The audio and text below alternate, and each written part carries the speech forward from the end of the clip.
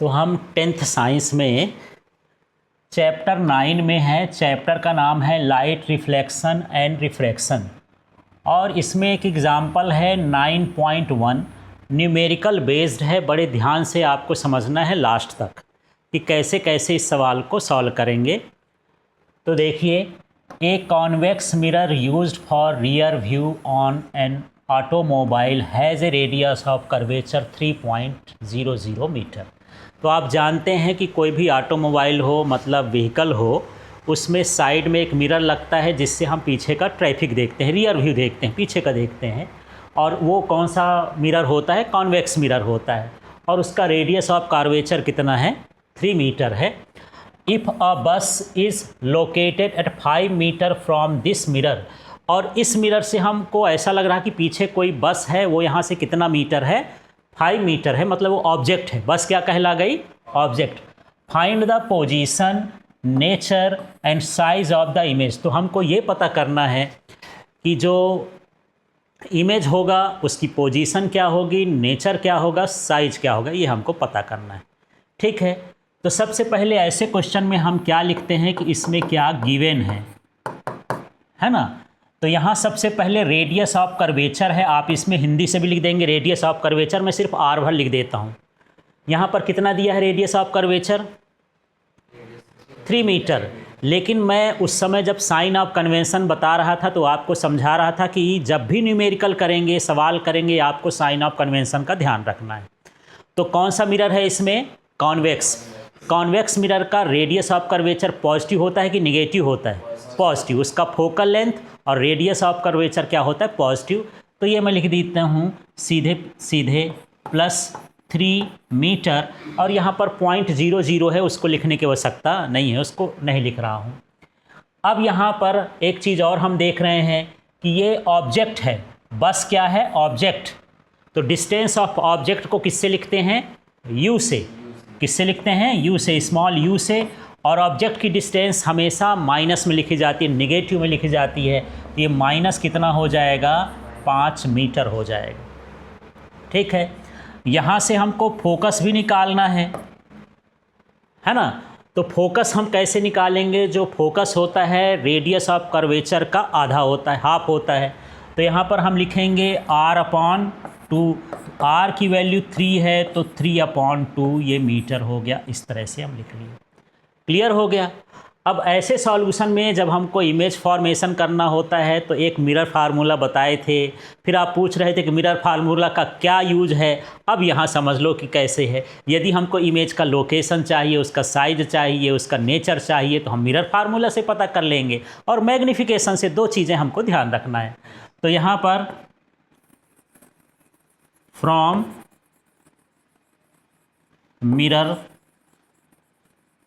Formula क्या होता है? Mirror formula 1/f = 1/v - 1/u। हाँ, इसमें प्लस में रहता है। ठीक है, अब यहाँ पर हमको v चाहिए। क्या चाहिए? v। f भी पता है, u भी पता है। इन सारी चीज़ों का हम ट्रांसपोज कर लेते हैं। तो मेरे पास क्या हो जाएगा? 1/f - 1/u = क्या हो जाएगा? 1/v। क्लियर हो गया। अब इसमें हम वैल्यू पुट कर देंगे, जो भी वैल्यू आएगी। तो देखते हैं, ये लिख रहा हूँ, ध्यान से देखना है। 1/f, f की वैल्यू आप यहाँ से देख लो कितना है? 3/2 ये लिख दिया। -1/u की वैल्यू कितनी है? -5, तो ये लिख दिया -5। साइन अच्छे से ध्यान देना, यहीं गलती करते हैं। और यहाँ पर कितना हो गया? 1/v। क्लियर हो गया। अब इसमें हम क्या करेंगे? थोड़ा सा सबसे पहले इसका साइन वाइन सब सही करते हैं। ये जो अपॉन का 2 है ऊपर चला जाएगा, तो क्या हो जाएगा? ये 2/3। ये भी माइनस है, ये भी माइनस है, तो क्या हो जाएगा? प्लस। और क्या हो जाएगा? 1/5, और यह हो जाएगा 1/v। इतना समझ में आ गया। ऐसा इसका सिंप्लीफिकेशन करना है। यहाँ से यहाँ जब आ गया तो इसके बाद इसका सिंप्लीफिकेशन करेंगे। अब आपका जो रूल है, क्रॉस मल्टीप्लिकेशन करना है। तो ये इसका इधर मल्टीप्लिकेशन होगा, इसका इधर मल्टीप्लिकेशन होगा, नीचे नीचे का होगा, ये रूल होता है। तो 5 का 2 के साथ कितना हो गया, कितना हो गया 10, है ना। फिर प्लस का साइन है बीच में प्लस, 3 1 जा 3 और नीचे का 3 5 जा 15 और इक्वल टू क्या हो जाएगा 1/v। समझ में आया। अब यहाँ पर ऊपर करोगे तो ये हो जाएगा 13 बटे में कितना हो जाएगा 15 बराबर 1/v।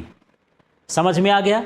लेकिन ये अपॉन में v है, हमको v का मान चाहिए तो हम इसको उल्टा करेंगे तो v कहाँ चला जाएगा, ऊपर।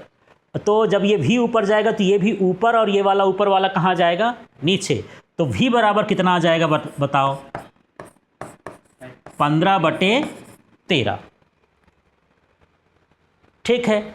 अब ये v आ गया 15/13, तो हम इसको अब सॉल्व करके देख लेते हैं कितना आ जाएगा। तो ये 13 एक कम 13 बचेगा, फिर इसमें घटाओगे तो 20 भाग करके देख लेना, 13 एक कम 13, ये कुछ इतना मीटर आ जाएगा v का मान। क्लियर हो गया। तो मुझे बताओ क्या इससे देख के बता सकते हो ये मिरर के पीछे है कि मिरर के आगे है ना।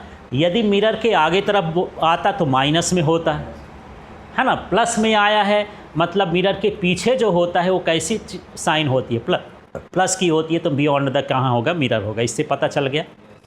अब यहाँ पर हम मैग्नीफिकेशन भी निकाल लेंगे, फिर लास्ट में हम लिखेंगे सब कुछ।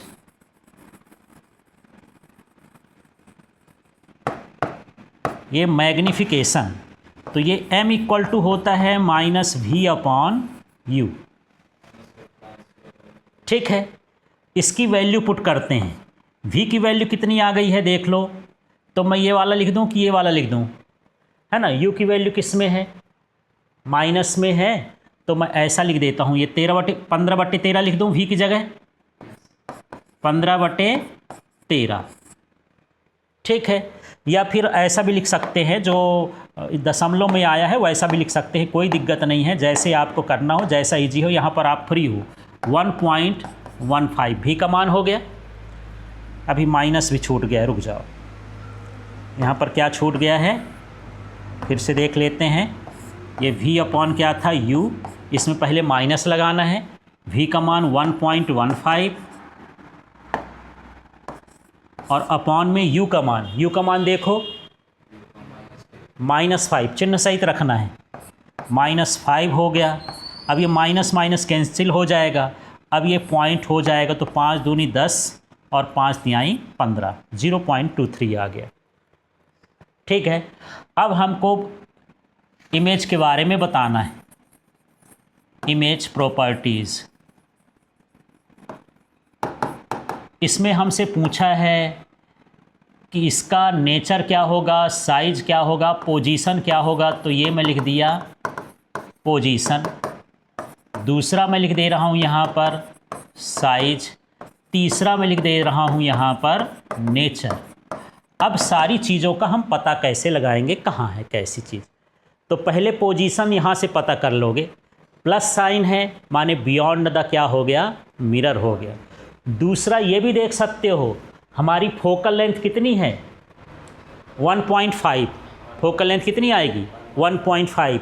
और ये 1.5 से ज़्यादा है कि कम है, 1.1 है तो क्या हुआ, कम, माने ये पोल और फोकस के बीच में बनेगा। तो यहाँ पर पोजीशन क्या हो जाएगी, beyond mirror between P and F। और वैसे भी बिना अंदाज़ा लगाए भी देख सकते हो कि कॉन्वेक्स में हमेशा P और F के बीच ही बनता है। फिर साइज देख लो। साइज का पता मैग्नीफिकेशन से लगाना है। मैं उस दिन बताया था कि मैग्नीफिकेशन 1 से ज़्यादा हो तो बड़ा, 1 से कम हो तो कैसा है, छोटा। 1 से कम आया कि बड़ा आया, कम आया, तो स्मॉलर देन कैसा हो जाएगा, ऑब्जेक्ट, स्मॉलर देन ऑब्जेक्ट। ठीक है। अब नेचर की बात करते हैं। इसी से नेचर भी पता चलता है। मैं बताया था कि यदि m का वैल्यू निगेटिव में आए तो रियल इन्वर्टेड बनता है, और पॉजिटिव में आए तो क्या बनता है, वर्चुअल इरेक्ट। तो नेचर क्या हो जाएगा यहाँ पर, वर्चुअल एंड इरेक्ट। इस तरह से पूरा क्वेश्चन आपका होगा। समझ में आ गया।